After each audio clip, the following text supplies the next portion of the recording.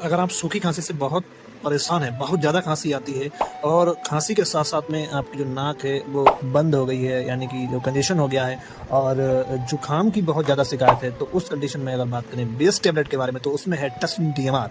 जी हाँ दोस्तों, आप टसिन डीएमआर आप किसी भी मेडिकल स्टोर से ले सकते हैं। इसमें डेक्स्ट्रोमेथोर्फिन, सेट्रोजिन, फिनाइलनेफ्रिन, एम्ब्रोक्सल और गुआइफेंसिन ये एक्टिव मेडिकामेंट को डाला गया है। अगर बात करें इसके डोज के बारे में तो इसकी जो डोज है वो 1 गोली सुबह 1 गोली शाम को लेना होता है। ये लगभग 6 रुपये की एक टेबलेट आती है जो कि लगभग हर एक मेडिकल पे मिल जाएगी।